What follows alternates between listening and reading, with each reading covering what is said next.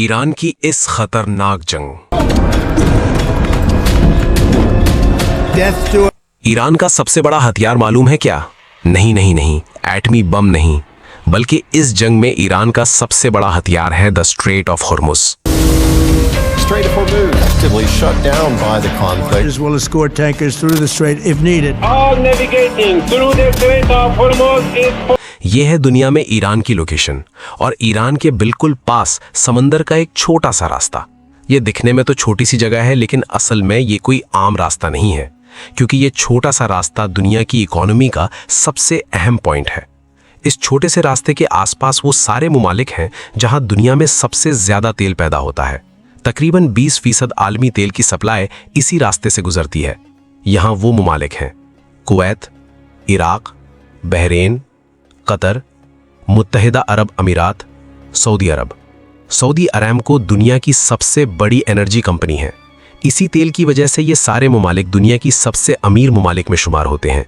यहाँ पैदा होने वाला तेल इसी छोटे से रास्ते से पूरी दुनिया तक पहुँचता है, जिससे ये मुमालिक ज़बरदस्त आमदनी कमाते हैं और इसी तेल से पूरी दुनिया की मईशत चलती है। हर दिन इस रास्ते से 2 करोड़ से ज़्यादा बैरल तेल गुजरते हैं। मतलब हर साल यहाँ से ट्रिलियंस ऑफ डॉलर्स का बिजनेस होता है। मतलब ये रास्ता दुनिया की मईशत के लिए सबसे ज़्यादा अहम है। लेकिन इस रास्ते में एक बड़ा मसला है। रास्ते के बिल्कुल बीच में एक बहुत ही तंग हिस्सा है और हर जहाज को यहाँ से गुजरना लाजिम है।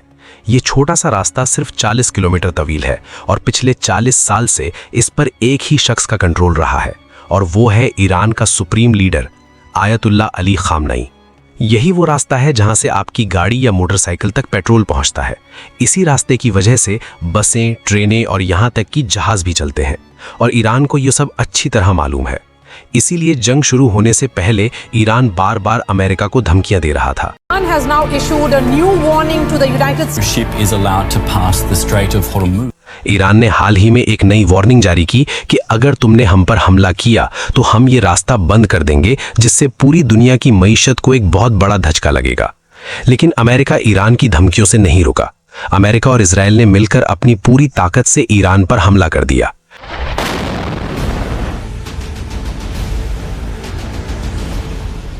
जंग शुरू होते ही इजराइल के 200 फाइटर जेट्स तेजी से ईरान की तरफ रवाना हो गए। ईरान के supreme leader ayatollah Ali Khamenei को शहीद कर दिया गया।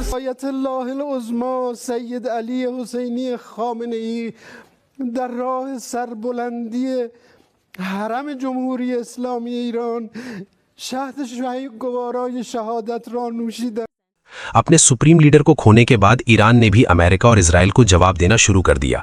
इजराइल के कई शहरों पर मिसाइल फायर किए गए और अमेरिकी बेसिस पर भी हमले किए गए। और फिर ईरान ने अपनी तारीख का सबसे बड़ा हथियार निकाला, जो पहले कभी इस्तेमाल नहीं हुआ था। अचानक ईरान ने स्ट्रेट ऑफ होर्मुज में मौजूद तमाम जहाज़ों के रेडियोस पर पैगाम भेजा कि आज के बाद इस स्ट्रेट ऑफ होर्मुज से एक भी कश्ती नहीं गुजरेगी। और इस ऐलान के बाद बड़ी बड़ी जहाज़ें इस रास्ते से रुक गई हैं। इन जहाज़ों में लाखों बैरल तेल मौजूद हैं। नतीजतन कई मुमालिक में ऑयल और गैस की सप्लाई आहिस्ता आहिस्ता ख़त्म हो रही है और दुनिया की मईशत तेज़ी से मुतासिर हो रही है। मुतासिरा मुमालिक हैं इंडिया, चाइना, जापान, पाकिस्तान, जहां पेट्रोल और डीजल की कीमतें बढ़ा दी गई हैं, बांग्लादेश, अफ्रीका के कई मुमालिक, यूरोप, जहां पेट्रोल और गैस की कीमतें तेज़ी से बढ़ रही हैं। ईरान ने सिर्फ चंद कश्तियों से पूरी दुनिया की मईशत पर कब्जा कर लिया है। और सिर्फ यही नहीं, कहा जाता है कि ईरान ने स्ट्रेट ऑफ होर्मुज के नीचे बारूदी माइंस नस्ब कर दी हैं, ताकि अगर कोई जहाज ईरान की इजाज़त के बिना गुजरने की कोशिश करे वो तबाह हो जाए। इन जहाज़ों पर हमले के बाद ईरान ने दुनिया को एक ऑफर भी दी है।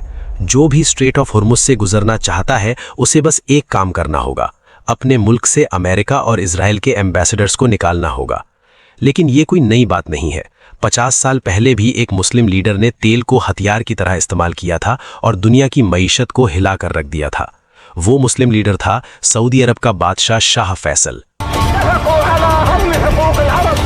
50 साल पहले जब अमेरिका और इजराइल मुसलमानों के खिलाफ लड़ रहे थे, शाह फैसल ने तेल को बंद करके दुनिया के लीडरों को मजबूर किया कि वो उसके सामने सर झुकाएं।